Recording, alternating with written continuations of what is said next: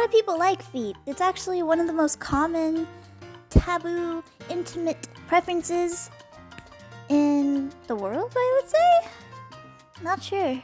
But I seem to have some conclusions, theoretical conclusions, on why this might be. Please note, I am not an expert in any kind of area of neuroscience, in psychology, no. I'm simply someone who just wants to find out why people have asked for my feet before. Yeah, rough times. Anyway, let's pull up my Google search history. Let's see what I got written down. Yeah, let's try and find an answer for this. Holy shit! I closed my recording app right after I finished. You know, because then I thought it would automatically save like usual. Well, then it didn't! And then so now I gotta start over, so I'm sorry if I have a little attitude through this narration. Let's start. First, I'm going to be putting a code word. So yeah, I'm really trying to watch my step here about what words I use, how I use them, you know, we're cautious here. So I'll be using the term fun time thing, maybe something similar around that, in order to avoid being targeted by YouTube's artificial intelligence. This guy is the reason I went down the rabbit hole. His breakdown, to be fair, it was very eloquent, very brief, enough to really make me curious. So I have a few articles here that I think you might like. One you might not necessarily like all that much. I can't necessarily say I like them either. First hypothesis, Sigmund Freud. Yeah. That guy. He was a researcher in the psychological side of things, claiming we like feet because they look like diddles. Yeah, they do. So the bastard said that it's because we find our mothers don't have diddles. So we find things that resemble them on her. And a foot happens to be the closest shaped thing.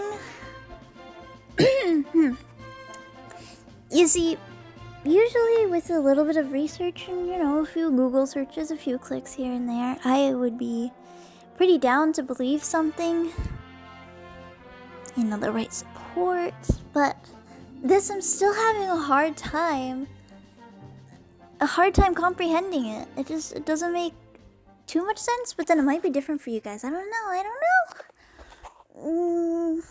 Yeah, next up is a neuroscientist listed here who I'll be referring to as Dr. R due to not being able to pronounce his name correctly. He's the director of the Center for Brain and Cognition at the University of California in San Diego, and I am going to quote a passage.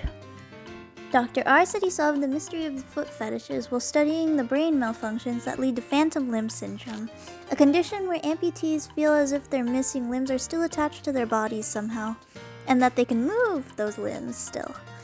He found that the syndrome resulted when a person's body image map, aka the brain's map of the body in which different body parts are associated with and controlled by different brain regions, failed to erase the part of the map that corresponded to the amputated limb. In the case of some phantom foot patients, Dr. R found that the amputee's brain didn't just fail to erase the missing foot from the body image, but accidentally rewired the map in a way that caused a person's phantom foot to become more intimate feeling. Yes. Phantom foot patients reported feeling intimate where their missing feet were supposed to be. Right, so that might have been a lot, so I'm gonna summarize it for you. Phantom limbs going missing makes that silly, fun time feeling start to happen for patients, and that feeling may be connected to the brain's mismapping of which parts are where. So this is a clue. I'm going to elaborate a little more once I explain this next section to you. It'll all make sense, do not worry. Right, so the TikTok. I'll be going off of that. We have a brain, and the brain has gyri, aka little noodles that make up the wrinkles.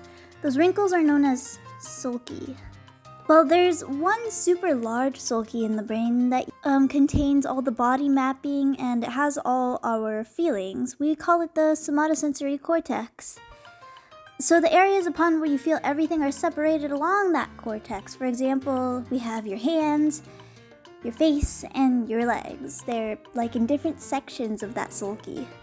And humans are just oh so lucky because guess what's directly above the genitalia? Well, feet and toes.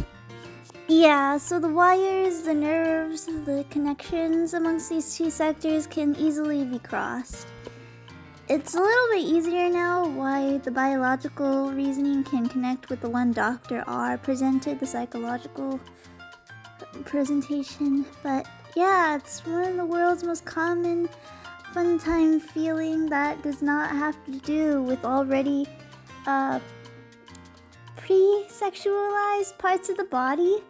Like, this may come as a little bit of a surprise to you, but less than 30% of the world actually views the boing boings as sexual.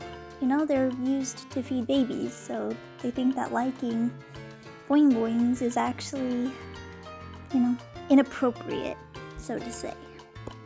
But yeah, so take what you will from this video, I suppose.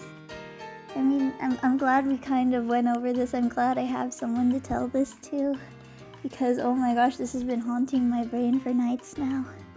2 a.m. Google search. Don't do it. Don't do it.